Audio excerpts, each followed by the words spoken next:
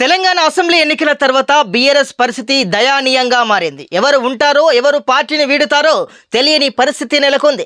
క్షేత్రస్థాయిలో కేడర్ మొత్తం కాంగ్రెస్ గూటికి చేరుతుంది. మున్సిపాలిటీలు అన్నీ హస్తగతం అవుతున్నాయి. ఇక వరుసగా బీఆర్ఎస్ ఎమ్మెల్యేలు సీఎం రేవంత్ రెడ్డిని కలవడం కారు పార్టీలో కలవరం మొదలైంది.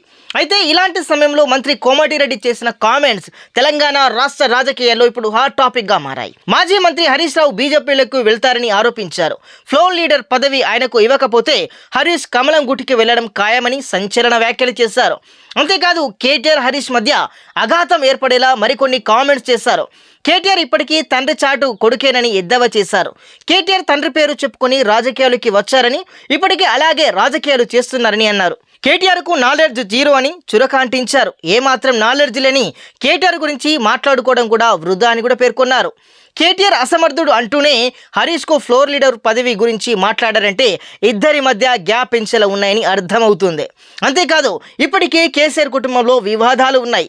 మెదక్ ఎంపీ స్థానంపై కవిత వర్సెస్ హరీష్ రావుగా ఎపిసోడ్ అయితే నడుస్తుంది.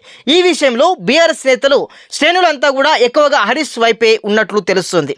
అటు అసెంబ్లీలో ఉన్న కాంగ్రెస్కు ధీటుగా హరీష్ మాట్లాడుతున్నారు. కేటీఆర్ ఆ స్థాయిలో మాట్లాడడం లేదు. దీంతో ఆయనకు ఫ్లోర్ లీడర్ పదవి ఇవ్వాలనే డిమాండ్స్ వినిపిస్తున్నాయి.